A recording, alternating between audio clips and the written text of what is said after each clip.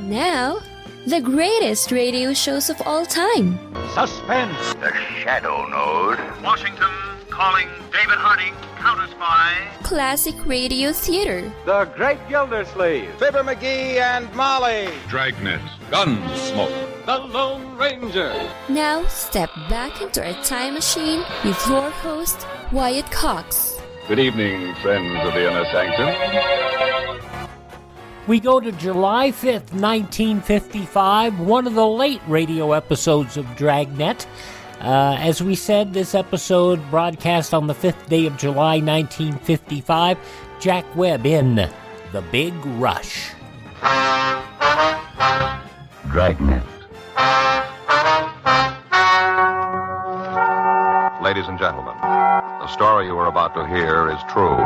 The names have been changed to protect the innocent.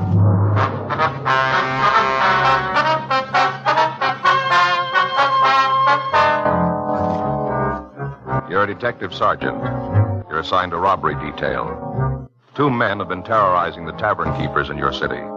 In spite of your efforts, they continue to run free. Your job, stop them.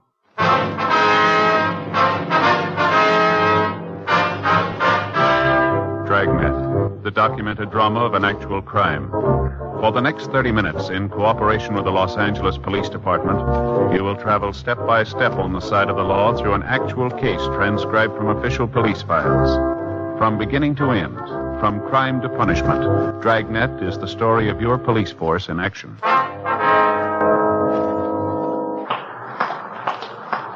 It was Tuesday, June 14th. It was hot in Los Angeles. We were working the day watch out of robbery detail. My partner's Frank Smith. The boss is Chief of Detectives Thad Brown. My name's Friday.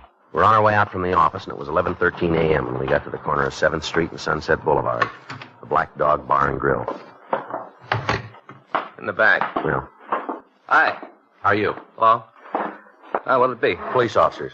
Oh, cops, huh? That's right. This is Frank Smith. My name's Friday. How are you, Nick Thomas? I guess about last night, huh? That's right. We'd like to go over a couple things with you. Why, sure. Can I get you anything? No. You mind if I have a cup of coffee while we talk? No, go ahead. Okay. Sure surprised me. What's that? Last night, I sure wasn't expecting it. Yeah. You know, you read about things like that happening, but you just never figure them happening to you. Mm-hmm. Of course, you've been in the business as long as I have. You ought to expect it. At least that's the way I figure it. Yeah. Well, okay, what do you want to know? Well, according to what you told the officers last night, a man came in the place about 11:30. Is that right? That's right, 11:30. You sure about the time? Oh, yeah. You see, I always look at that newscaster, 11:15, 11:30. Mm-hmm. He went off the air, and they just put up the card where it tells what station it is, and this guy walked right in. Yeah. I can't stand him myself. What? The newscaster, I can't stand him. Me and the missus have gotten some real bad beefs about him. Is that right? Oh, yeah, she digs him, but I can't stand him myself. He's a real no good. Mm-hmm. He's the kind of a guy where if some old man spit in the sidewalk, he could build it up so we should evacuate the whole city. You know what I mean? Yeah, I think so. Well, he's like that. Mm-hmm. He's a real no good. Wonder if you check this description of the 2 men who held you up. Sure. Know those 2 guys any place. Ever saw them again, I'd sure know them. Mm-hmm. Yeah, that's them. The tall one and the fat one. That's them. I'd know them any place. What'd they say to you? Oh, hardly nothing at all. Just walked up to the bar, leaned over, and told me to hand over the money. I see. Do you remember the exact words? You mean the way they said it? Yeah. Well, let me see. I think it was, okay, Mac, this is stick up. Do like we tell you, you won't get hurt. Like that he talked. Mm-hmm. Just give us some money, don't make any noise. Yeah. I did. Walked right back to the register, opened it up, and handed over the loot. What happened then? Told me to keep quiet, and then they walked out of the place. Mm-hmm. Anybody else in here? Well, there was a couple of people up in front. Did the thieves bother them? No, they were just after the money in the register. Other couple didn't even know there was anybody here until it was all over. I see. There were a couple of kids. What's that? Kids, you know what I mean. Like young and real in love. Roof could have fallen in. They wouldn't have known it. Yeah. Cops talked to them last night, but they couldn't tell them nothing. You say you'd know these men if you saw them again, huh? You just get all the money you can on that one. Mm-hmm. Did you see if they had a car? Who? The men who held you up. Oh, no. They didn't have one, huh? Well, I didn't see it. Is there anything about them that you can tell us? No, just a couple of guys. One tall, the other one fat. Did you see if they had a gun? Do you think I'd have handed over the money if they didn't? What kind of a weapon was it? It was a gun, the kind with bullets. You pull the trigger, it goes bang, like that. Yeah, It was a gun. I know, but was it a revolver or an automatic? Well, I don't know. I guess it was, Well, come to think of it, I guess... Hey, you know, you're right. What do you mean? I didn't see it. Not even a peek. Guy had his hand in his pockets like this, you know, like this. Yeah. I didn't actually see the gun, though, not for real. Mm-hmm. He just had it in his pocket. Yeah. Hey, you figure he was just playing a joke on me? What's that? Funny that he really didn't have a gun at all? Well, we wouldn't know. Well, why not? What? Well, why don't you know? It's your job, isn't it? Knowing things like that? Bunch of crooks running around. You don't even know if they got a gun. The fine lot of cops you guys are. Mm-hmm. Hey, I might have just given him that money for nothing. If he didn't have a gun, there was no reason to hand it over. No reason at all. I should have found out. That's what, huh? How do you mean? Well, made a grab at the guy. Probably didn't have nothing in the pocket but just his hand or something like that. Yeah. If he didn't have one, if I was right, I could have told you guys. Well, what if it was the other way? Huh? What if you were wrong?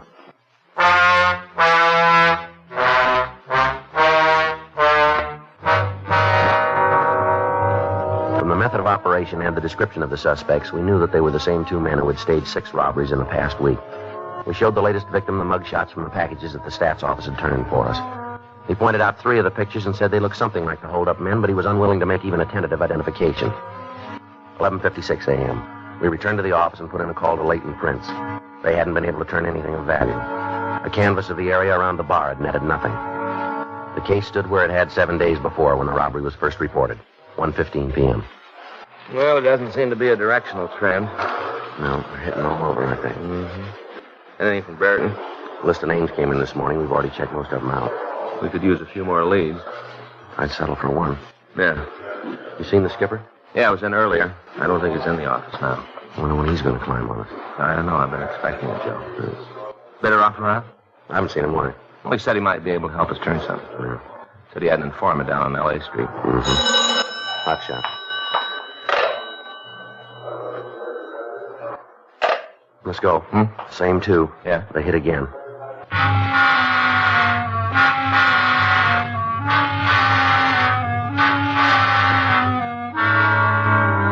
Frank and I left the office and drove out to the scene of the latest robbery. It was a small restaurant located on South Spring. By the time we got there, a radio car had arrived, and the officer was checking the area.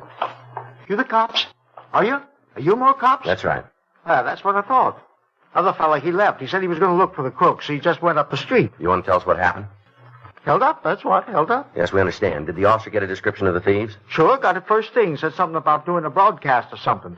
I'm not sure what he meant, but that's what he said. All right. You want to give us your name? Hector Pip. What's that? Pip. P-I-P. Like C. Uh-huh. Conan Doyle wrote a story about him. Pips. C, you know. Yep. Hector Pip. This is my partner, Frank Smith. My name's Friday. Sure thing. Now, what do you all know?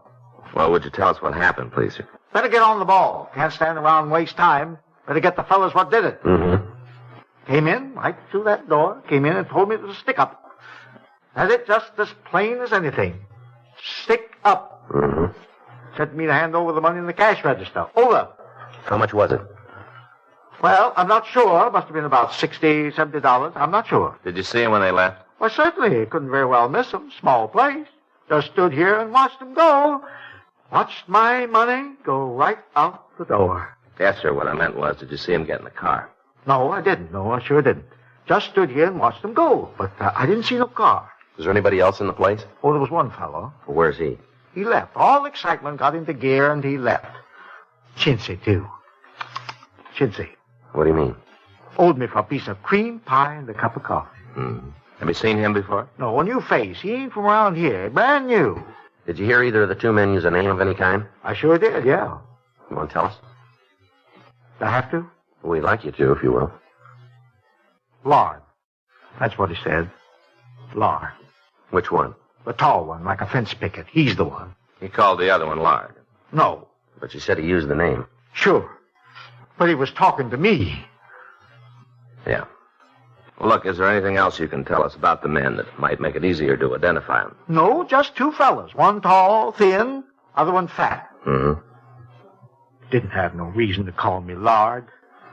I've been on a diet for a couple of weeks. Eating those pills that swell up in your stomach. Mm-hmm. Well, I guess they work for some people. Just make me feel as though I had a sponge. Mm-hmm. Was there anything outstanding about the men? No. Not that comes to mind, no. They have a gun? Not right off. What do you mean? Didn't have one when they come in. Of course, I didn't know that. No, sir, I didn't have any idea, no. Mm-hmm. Got them now, though. Stole them with the money. What? 38 revolver and a 25 automatic. Took them.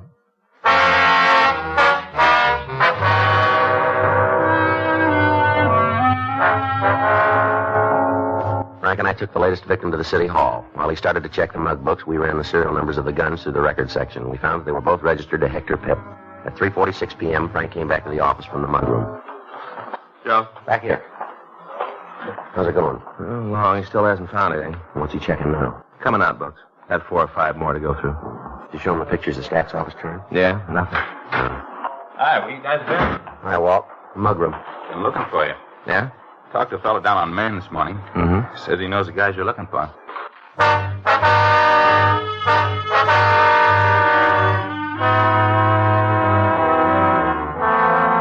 We made arrangements for somebody to stay with the victim, and then Frank and I left the city hall. Sergeant Walt Bitteroff drove us over to talk to his informant. We found him in a cheap hotel on Wall Street. All right, Walt, come on in. Thanks, Angie. You get it? Yeah. Here you are. Hey, cold? Right out of the icebox. Thanks. These are the 2 guys I told you about, Angie. Oh, yeah. Hey, you want some cold beer? No, thanks a lot. How about you, Walt? You don't mind if I have one? Well, go ahead. Oh, I must have had a good time last night. Yeah. Eyes feel like they're 3 feet apart. Uh-huh. Yeah, nothing like a cold beer the next morning. My girlfriend gave me some new glasses, like in the beer commercials. Yeah, nice. Sure looks good, doesn't it? Mm-hmm. Oh, yes, sir. That's what I needed. Funny. What? Funny about beer. Always tastes good, but a glass like this makes it taste better. Ambrosia. Pure ambrosia. Yeah. I wonder if we can get down to business, Angie. Sure. Now I got my head back. What can I do for you? Said you had some information on the 2 guys who were pulling these bar holdups. Yeah, that's right. I'd like you to tell Friday and Smith here about it. The cops? That's right. You're after fellas, huh? Mm-hmm. Won't tell you anything about setup? What do you mean? Well, anything you get, it didn't come from me. Yeah, they know that, Angie. Well, I gotta make sure. I remember something that helps you out. I forget it right away. You talk to me 5 minutes from now, I don't remember. Deal? All right. What about the guys? Yeah, he got in town a couple of months ago. Where are they from? St. Louis. You got the names? Yeah, part of them. What do you mean? Well, just what they're called. That's all I got. Then that'll do. Don't pay to ask too many questions, you know. Yeah. Step on somebody's toes and you find their foot in your face. What about the names? Well, tall one's called Ronnie. Fat guy's tagged Whale. Is that what everybody calls them? All I heard. You know where they live? Nope. Where'd you meet them? I move around. Run into them, a couple of bars. Seen them once or twice. How do you know they're the ones we're after? Just figures, that's all. Got a big roll, talk loud, the way they look, just figure. You know where we can pick them up? Haven't got any idea? They drive in the car? Well, not that I've seen. Anything else you can tell us about them? You've had it. Have either one of them fallen? No, we never spent an evening talking about it, but it figures they did. Back east, maybe? Yeah, I guess so. I heard the Whale say this was the first time they'd been on the coast. All right, Angie, if there's nothing else. There isn't. If you hear anything, Angie, we'd appreciate a call. Works out, I'll let you know. I'm not going to put anything in writing. Those jokers hear about it, and I'd have to dig a hole. Okay. Thanks for coming by, Walt. Yeah. Glad to have met you guys. See you again, huh? Yeah. Sure. Thanks for the beer, Walt. It's okay. Sure made the difference. First got up, I felt like a gang of midgets had been playing soccer in my mouth. Mm-hmm. Rough last night. Gotta make a few calls around. Find out. Huh? What kind of time I had.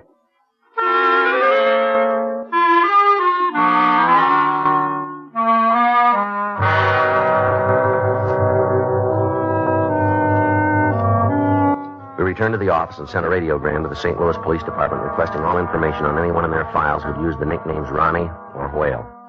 We checked the 2 names through our moniker file without result. The next day, Wednesday, June 15th at 5:26 p.m., we got word from the east. Here it is, Joe. St. Louis? Yeah, looks like they turned them. Let me see. Ronald Saba and Gerard Llewellyn. How about Muggs? Well, they're sending stand-ups right away. Should be here in the morning then, shouldn't they? Yeah. The hot one, I'll get it.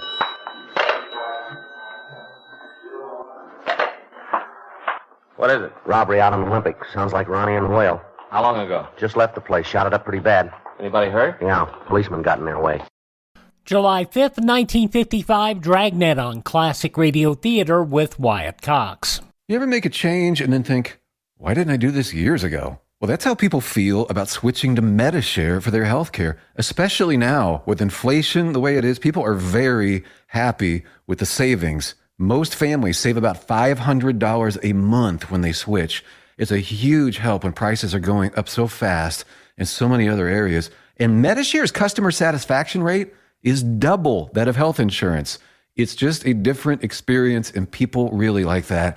Medishare is an alternative to health insurance. It's a community of Christians who share each other's healthcare bills, and it's been going strong for over 25 years.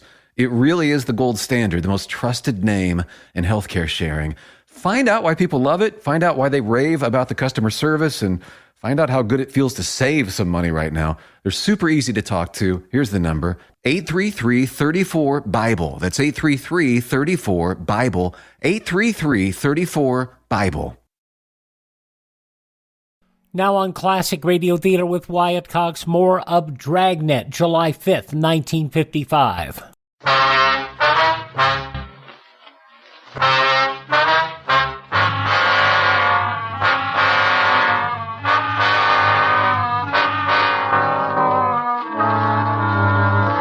The Green Tree Cafe was located at the corner of Olympic Boulevard and Estrada Street. By the time we got there, an ambulance had arrived, and the wounded officer had been removed to Georgia Street Receiving Hospital.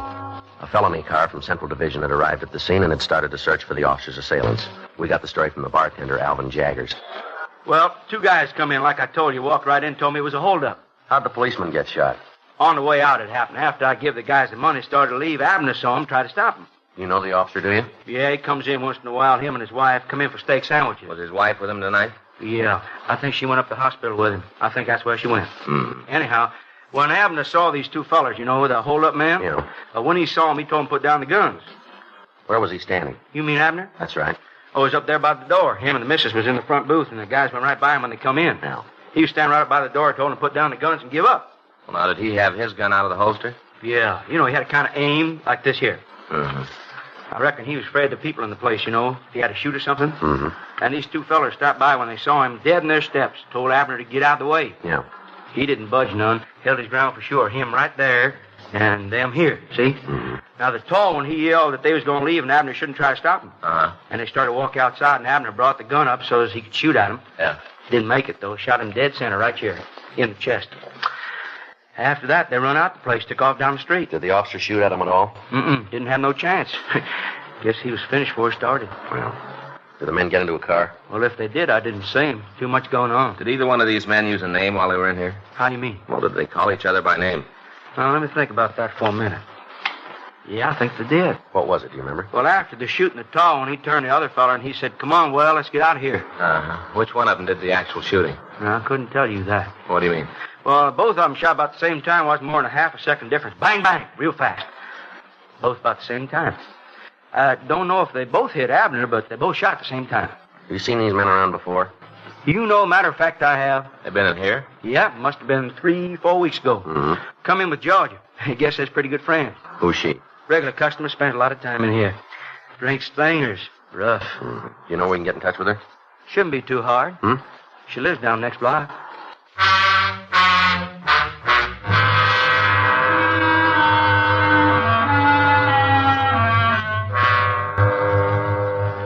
We left the bar and walked to the entrance of the apartment hotel down the street. According to the building register, Georgia Wells occupied apartment 314. We rang the buzzer, and after a few moments, we were admitted to the building. The elevator wasn't working, so we walked up 3 flights. Oh, man, I guess I'm getting old. Yeah. Makes you wonder how far you'd get without all the modern conveniences, huh? This is it here. Yeah. Better try it again. Yeah.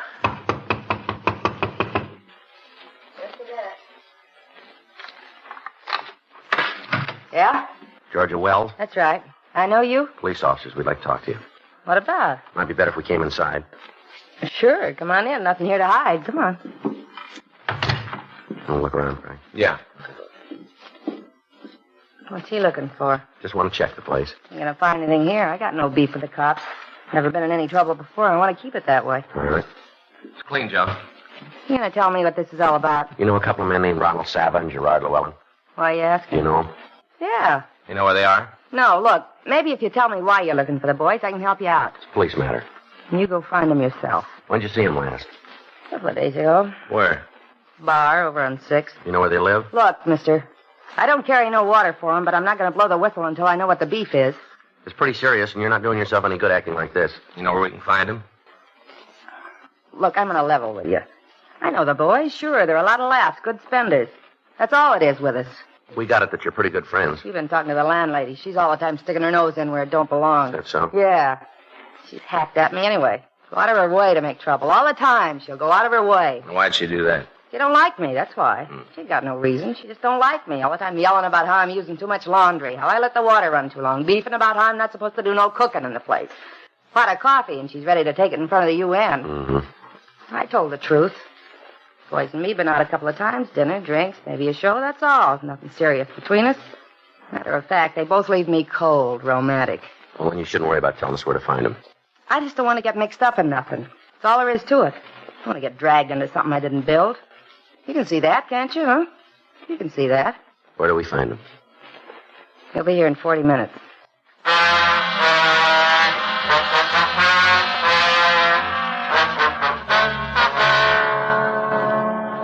We put in a call to the office and told them where we were. We got out a local broadcast and an all-points bulletin asking that the 2 suspects be picked up. 5:52 p.m. We settled down to wait for the men. What am I supposed to do when they get here? Just keep out of the way. Ain't gonna be no shooting, is there? Not unless they start it. You just don't know anymore. What's that? You go out with a guy, nothing serious, few laughs, and you end up in trouble. They ever tell you what they did for a living? Ronnie mentioned something about starting a car agency. Yeah. He had some deal back east where he could get the cars cheap, and he figured on having them driven out here and selling them. Told me how him and the whale was going to clean up. Mm-hmm. The conclusion of Dragnet, July 5th, 1955, follows these words on Classic Radio Theater. No offense, but are you a little fat when you look in the mirror? How would you like to learn the secrets to lose 3 to 5 pounds a week easily without joining the gym or going through any crazy diets? It's called Body Sculpt by Med Diet. For the last 2 decades, we've been helping people just like you that have pounds they want to shed. We've helped millions of people lose thousands and thousands of pounds over the years. And now it's your turn. Learn the secrets of how to lose weight with one simple phone call. You'll see an amazing difference in a matter of days. Don't believe us? We'll offer you a money-back guarantee. If you're ready to start losing weight right now, call right now to learn more about your risk-free order to Body Sculpt. Call for your risk-free offer. 800-738-5332. 800-738-5332. 800-738-5332. That's 800-738-5332. Are you in bad pain? You know what I mean. Your knees hurt. Your shoulder hurts. Your elbow and back are constantly killing you. And I'm sure you've tried every pain pill or cream available at the drugstore. Am I right? Well, here's something you haven't tried. Pain Magic. Pain Magic is not available at any drugstore. The only place you can get it is by calling the special toll-free number I'm about to give you. And to make things even better, call right now and find out about our buy one, get one free offer. We're so confident it'll work for you that we offer a free bottle with your purchase. No prescription required. Call now to learn how you can get Pain Magic and get rid of your pain. Remember, your results may vary. 800-492-8164. 800-492-8164. 800-492-8164. That's 800-492-8164.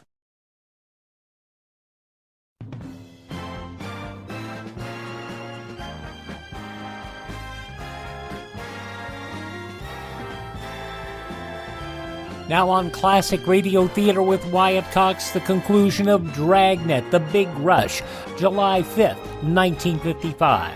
Said it was the sweetest deal they ever come across. Real sweet, they said. Joe. Yeah. You better get in the other room, Miss Wells. Yeah, sure. Please, no shooting. I'm going. Go ahead.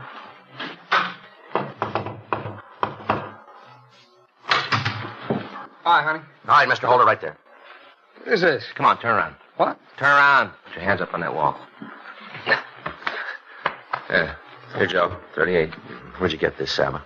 I don't know what you're talking. This gun, where'd it come from? I never saw it before. It was in your coat. Well, then you creeps put it there. It ain't mine. Where's Llewellyn? Who? Gerard Llewellyn. I never heard of it. All right, put your hands down. Can I turn around now? Yeah. Hey, you guys gonna tell me what this is all about? You know more than we do.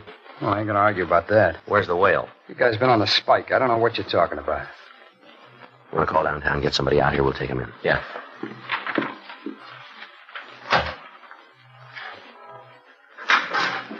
I got you, huh? You lousy bum. You finked on us. I had nothing to do with it. All right, take it easy. She told you, didn't she? Didn't she tell you where to get us? Doesn't make any difference. It does to me. All she'd have wanted was a good time. All the time wanting to go to the best places. All the time in the expensive clothes. You lousy bum, that's all she is. All right, that's enough of that. You're not kidding. You're with me if I never saw her again. Be the best thing. Well, then you're going to be happy. Huh? That's the way it'll be.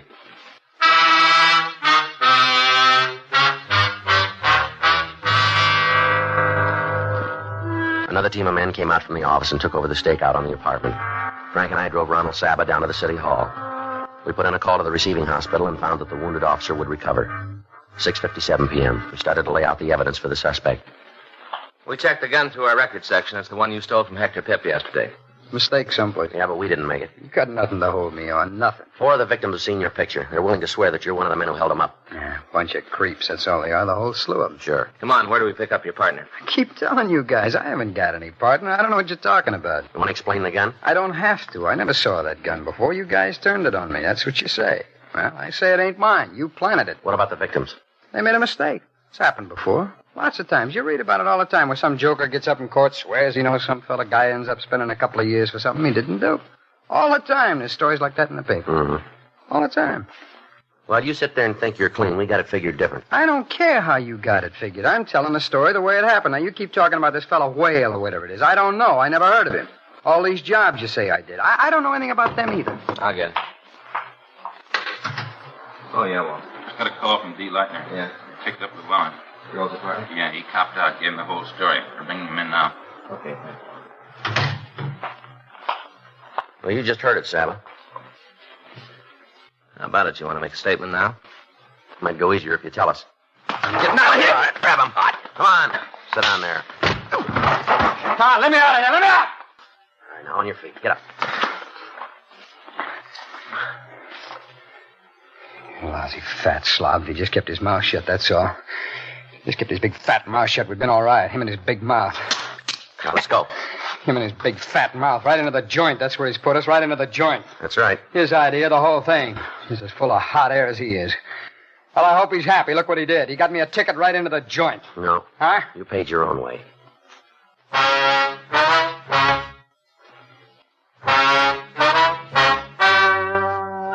The story you've just heard is true. The names were changed to protect the innocent. On October 18th, trial was held in Department 94, Superior Court of the State of California, in and for the County of Los Angeles.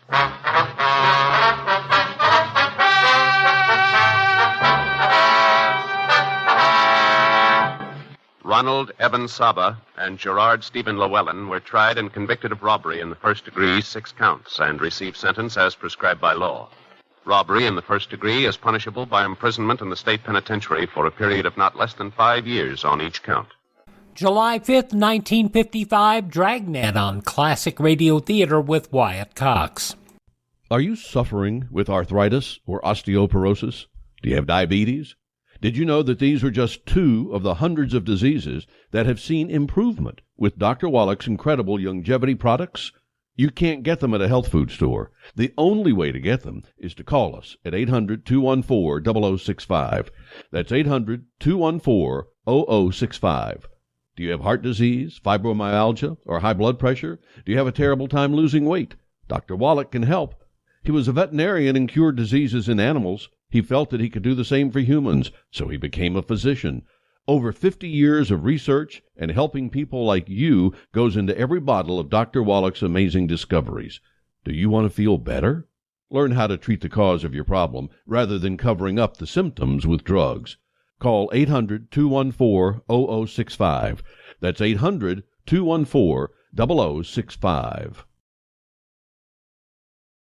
Now on Classic Radio Theater with Wyatt Cox, it is part 4, the 5-part yours truly Johnny Dollar story, The Midas Touch Matter, from July 5th, 1956. From Hollywood, it's time now for...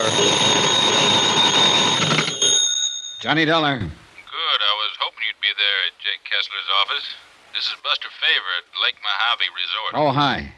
Find out anything? Yeah, hard luck Dennis. Our one real key to this $3 million case has just been murdered. Oh. You know who did it? I have an idea. Well, I found something here that might help you. Oh?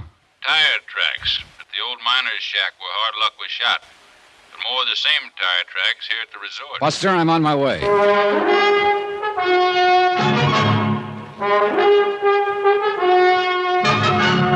Tonight, and every weekday night, Bob Bailey in the transcribed adventures of the man with the action-packed expense account, America's fabulous freelance insurance investigator. Yours truly, Johnny Dollar.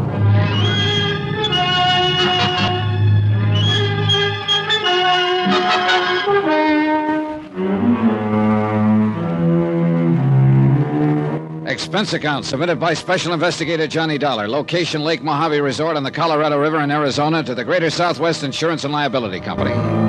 Following is an accounting of expenditures during my investigation of the Midas Touch Matter. Item 9, 6:30, a stop at the sign of the Flying Red Horse for gas for my rented car to get me from Kingman, Arizona to Lake Mojave Resort. About a mile short of the lake on the winding road that led in from the main highway, I found Buster waiting at a spot where an old wagon trail cut off to the right. Right over here, Johnny. Clear as crystal. Hiya, Buster. You see him here? These tire tracks in the sand? Well, oh, yeah, sure. You see? 3 of the tires. Look here, where the car turned to get around this rock. Yeah. 3 of the tires were pretty good. Had those big knobby treads. But this one, right front's almost worn smooth. Or is it the left rear? Oh, it's right front, Johnny. Car was going north, out into the desert. Huh? Tell by the little skid on this turn. Buster, you read tire tracks like some people can read footprints. Oh, that's just practice. Anyway, these are the same tracks that I found by the old shack where you met Hard Luck and he got shot at. Then let's get into my car and follow these up. Oh, whoa, Johnny. Nothing but a Jeep could get over this trail. Well, where does this trail pick up a highway again? It doesn't. Winds around for 8 or 10 miles and ends up in the lake over by the southwest corner of the fence line on the Two Lazy Two range. Then our best bet is to drive over to the Two Lazy Two. Except for one thing. The Jeep we're looking for is somewhere up that trail, so we'll go by outboard. Oh, what? This old trail worms around all right, but always close along the edge of Lake Mojave all the way. And the end of it's 8 miles of winding is only about 1 mile by water from our dock at the resort. Then we ought to be able to intercept whoever's in that Jeep. That's right. Then let's go.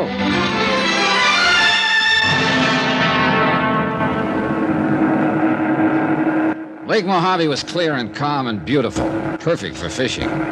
But we had other things on our minds as the 30-horse outboard pushed our 14-foot aluminum boat along at better than 25 miles an hour. We stayed fairly close to the Arizona side. Look, Johnny, see that streak of dust along the shore? Yeah, somebody's been driving along there, all right. Still is. Won't be able to see who, though, until he comes out from behind that ridge of hills over there. Hey, that streak of dust hasn't grown any longer. Looks like he's stopped. Could be. I'll head us in toward shore. No, I still don't understand why he'd be driving out on that dead-end trail, though, unless he wants to dump a body or something in the lake. Now, that's a morbid thought. All right, but if it is a killer you're looking for... You said that trail ends at a corner of the... Hey, wait a minute, Buster. Yeah? If it's who I think it is, he overheard me tell Jake Kessler I plan to go fishing out here today. So? What was that? The motor giving you trouble? What was what? There. Hear it? Yeah, I heard it, but it wasn't the motor. Hey. That's funny. Buster, look, we're taking in water, those holes in the bottom. Here, you take this can and start bailing. Right. I would drill a lot of holes. No, wait a minute. Look at them close. They're bullet holes. Holy smoke, you're right. Hey, that was a shot. Came from over on shore. I saw the puff of smoke over in that patch of sagebrush. Come on, let's get out of here. Swerve us around, Buster. We've been a pair of sitting ducks. Man, you were right. Keep on bailing and keep your head down. Swing us around that little point there, and we'll be out of range. Wow. You see that spurt of water beside us? That guy can shoot. You aren't kidding. Okay, Buster, you can ease her up now. We're out of his line. Yeah. Well, I guess we pulled a boner, Johnny. Why not having somebody posted on that road while we came out here? Now he can climb back in his Jeep and... There, you see? Trail of dust again. Going back toward the highway. I see it. If we hadn't taken on so much water, we might be able to get back and intercept him on the highway, but it's too late now. Well, at least we know what to look for. What? The Jeep that made those tracks. Well, isn't that kind of like looking for a needle in a haystack out in this country? Buster, I think I know exactly where to look. I believe I must have bailed a good 5 gallons of water out of that boat by the time we reached the dock. Then Buster insisted on going along as I headed back up the highway toward Kingman. We stopped where the old trail cut in, only long enough to see if the Jeep tracks had come back on the highway. They had. Now that we're on the way, Johnny, where are we going? Any of these ranches out here use Jeeps, Buster? Most all the big ones, but... Including the Too Lazy Two? Yeah, that's right. Now, wait a minute. I didn't ask you who you thought was shooting at us out there on the lake. Who you thought overheard you talking about going fishing. I figured if you wanted to tell me, you would. Oh, the trouble is I still can't prove anything. All right. Now, let me tell you who can shoot like that, and with that kind of a gun. It was a 30-06. You could tell by the sound? 30-06 with a long barrel. That could mean it had a scope sight. Almost have to for that kind of shooting. Alex Bundy, foreman at the Too Lazy Two. That's who Hard Luck Dennis said shot at him. And it ties up, Johnny. Does it? He got a few too many under his belt one night at a dance party in Kingman. Yeah? Started yapping his head off about how a lot of soft-living millionaires from back east could come out here and own the place while he had to do all the work. It wasn't fair. Worm would turn sometime, even if he had to help it turn, and he'd be the one who counted the money. That's about the time everybody started talking about him and Dora. Dora? Wife of one of the Haskell brothers that was killed on the mine. Oh. Kevin Haskell. Go on, Buster.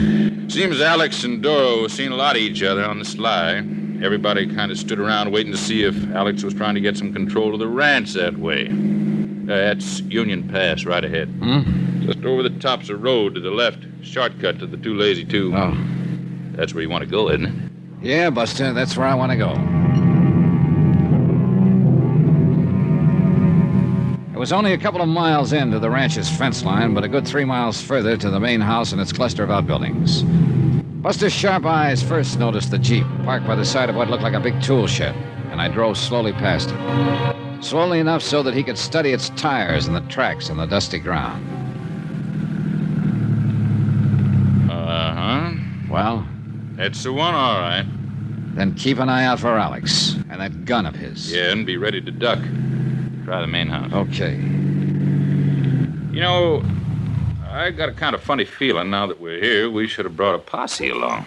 Afraid it's too late for that now. That is a gun bulging under your jacket, isn't it? Oh, yeah. But I'm wondering what chance a little .38 lemon squeezer has against a high-powered rifle. Oh, come on. And keep your eyes peeled. Johnny, I'm beginning to feel like I'm right in the middle of an old-time Western movie. Maybe you are, Buster. Maybe you are. Why, Buster. Oh, how are you, Dora? Don't just stand there. Yes, ma'am. The woman standing on the porch of the old house looked strangely out of place on this big western desert ranch. Perhaps it was because of her clothes, two-toned sports shoes, and a crisp, well-tailored white linen dress that served to accent the lines of a trim, athletic figure and go perfectly with her short, boyish-cut hair. Ms. Haskell, this is Mr. Dollar. Johnny Dollar. Hello, Mr. Dollar. Jack Kessler told me you were here. Come in, please. Okay, thank you. I suppose he told you why I'm here. No, leave the door open for the breeze. Oh. He said to investigate the death of my husband, Kevin, and his brothers in that mine accident. Sit down, won't you? Thank you. Do you think it was an accident? According to Mr. Kessler, you don't. Why? Because it means his company would have to pay only $1.5 million to me instead of $3 million? Somebody found pretty concrete evidence there in the mine that one of the rock pillars supporting the roof had been deliberately pulled down. Hard luck, Dennis. If what you say is true, he must have done it. It was Hard Luck who told me about it, who showed me the winch that was used to do it. And that winch, Mrs. Haskell, could have come from only one place around here. This ranch. Oh, no. You mean, no, you can't mean that somebody here at the ranch did it. Kind of looks that way, doesn't it? But who? That's what I hoped you might be able to tell me. Who beside you could profit by the death of your husband and his brothers? Who here at the ranch? Alex Bundy, perhaps? Alex, how? By marrying into the family? What are you talking about? That is, of course, if one of the Haskell brothers were to die. Kevin, perhaps. That's absurd. Oh? I had a notion that you and Alex were somewhat interested in each other. Well, you're wrong. He may have been interested in me. He was, as a matter of fact. He made it very difficult for me. How do you mean that? He kept trying to force his attentions on me. And you didn't reciprocate? Of course not, because... Well, go on. Because I knew what his real motives were. All right, go on. This ranch. This ranch is what he wanted. He knew that Kevin wasn't well. That's why Kevin had come out here with his brothers in the first place. I did hear that he was having a little trouble with his lungs, Johnny. He didn't have long to live. Not many years, that is. Even in this hot, dry air. So Alex did it. It sure looks that way, doesn't it, Johnny? What led you to look for him here? It was Alex Bundy who shot up Hard Luck Dennis. Then somebody overheard me say I was going fishing down at the lake. That's where I was shot at, by somebody who was not only a crack shot, but more important, was driving the Jeep that's parked outside. The Jeep was gone from here this afternoon. Do you know where Alex Bundy is now? He must be somewhere around the ranch. And you must get him, Mr. Dollar. I'll help you. I'll help you find him. But don't go unarmed. Here, I'll give you one of my rifles. Hey, that collection of high-powered rifles is yours? Yes, International Rifle Team in college. Here. I'll give you ammunition. And Buster, you take one. This 30-30. Now, I don't know, Mrs. Take it. What Mr. Dollar says about him is true. Alex may try to shoot before you... Mr. Dollar. Dora! Mr. Dollar, be ready when he comes in. Dora, why don't you tell me you were through with the Jeep? You know I wanted to use it this afternoon. Dora? Well, well. Don't move, Mr. Dollar. Your gun isn't loaded.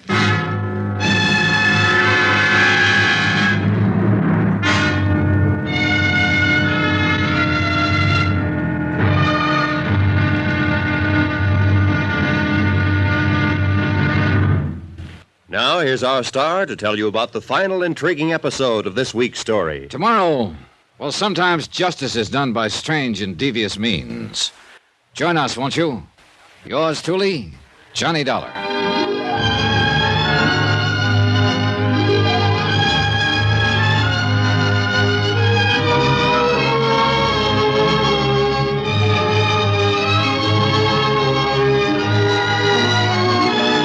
Yours truly, Johnny Dollar, starring Bob Bailey, is transcribed in Hollywood. It is produced and directed by Jack Johnstone, who also wrote this week's story. Be sure to join us tomorrow night, same time and station, for the next exciting episode of Yours truly, Johnny Dollar. Roy Rowan speaking.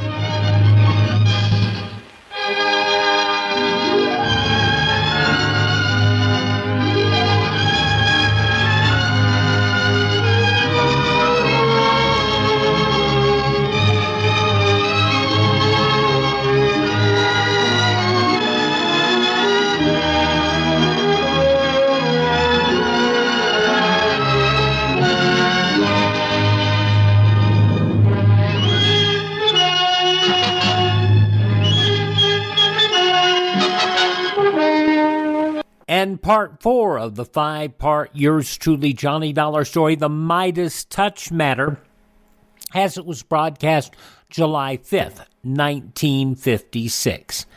Thank you so much for tuning in here to Classic Radio Theater with Wyatt Cox. And a reminder, if you want to help us build your own classic radio collection, there are lots of places to do it. Easiest is through my friend Ted over at RadioMemories.com. RadioMemories.com.